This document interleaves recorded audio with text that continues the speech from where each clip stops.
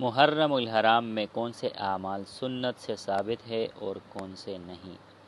بسم اللہ الرحمن الرحیم۔ الحمد للہ رب العالمین والصلاة والسلام علی سیدنا محمد صلی اللہ علیہ وسلم۔ السلام علیکم ورحمۃ اللہ وبرکاتہ۔ ناظرین، محرم الحرام اسلامی سال کا پہلا مہینہ ہے اور قرآن کریم میں اسے حرمت والے مہینوں میں شمار کیا گیا ہے، لیکن افسوس کی بات یہ ہے کہ بہت سے لوگ اس مبارک مہینے میں ایسی باتوں کو بھی دین سمجھ لیتے ہیں جن کی قرآن و سنت میں کوئی اصل نہیں۔ آج کی اس ویڈیو میں ہم جانیں گے کہ محرم الحرام میں کون سے اعمال سنت سے ثابت ہے اور کن باتوں سے بچنا چاہیے۔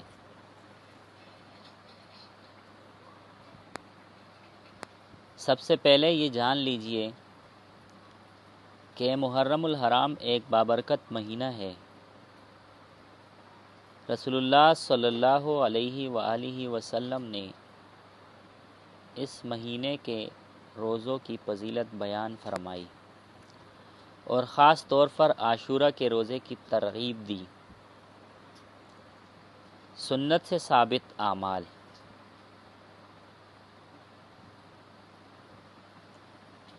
پہلا عمل عاشورہ کا روزہ۔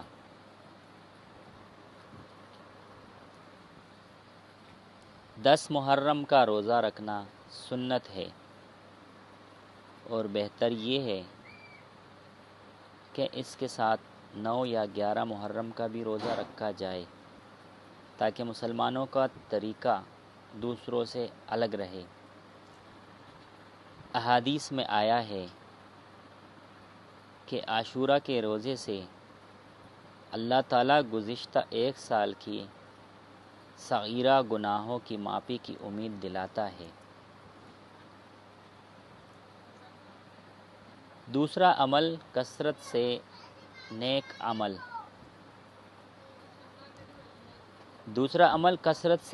اعمال۔ محرم میں نمازوں کی پابندی، قرآن کریم کی تلاوت، ذکر الہی، استغفار، درود شریف اور دعا کا اہتمام کرنا بہت اچھا عمل ہے۔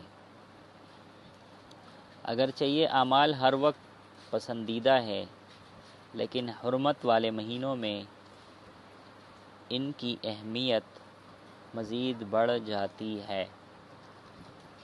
تیسرا عمل صدقہ اور خیرات۔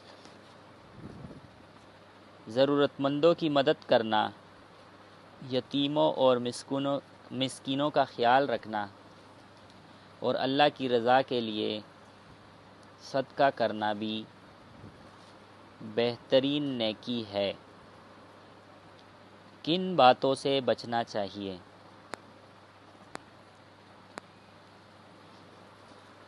ناظرین، دین وہی ہے جو قرآن اور صحیح سنت سے ثابت ہو، اس لیے ہمیں اس اعمال سے بچنا چاہیے جن کی شریعت میں دلیل نہ ہو۔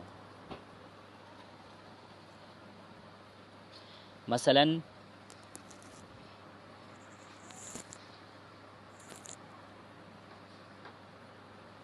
محرم کو صرف غم کا مہینہ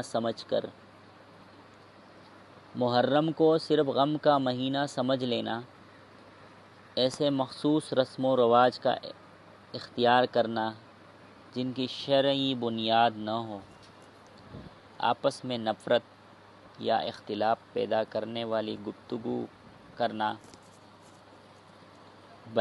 بغیر تحقیق کے فضائل یا واقعات بیان کرنا،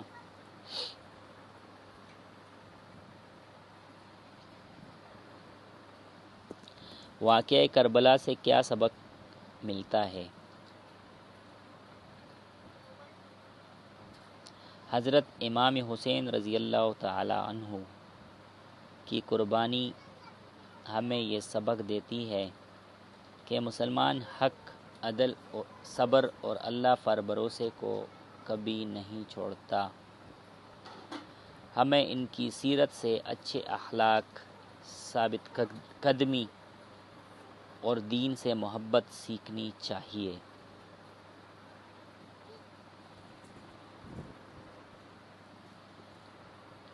یہ بھی یاد رکھیں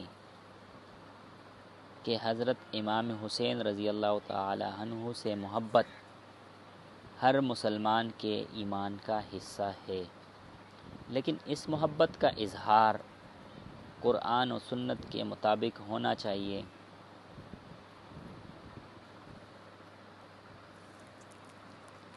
ہماری ذمہ داری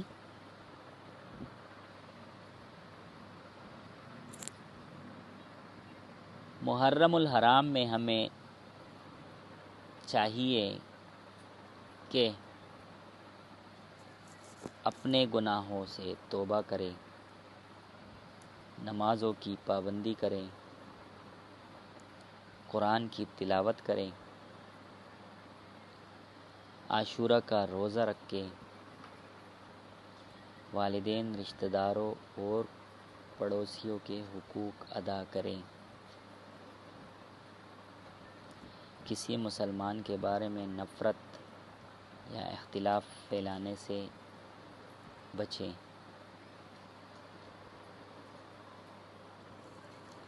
آخر میں اللہ تعالیٰ سے دعا ہے کہ وہ ہمیں قرآن و سنت پر عمل کرنے کی توفیق عطا فرمائے۔ حضرت امام حسین رضی اللہ تعالیٰ عنہ اور تمام صحابہ کرام رضی اللہ تعالیٰ عنہ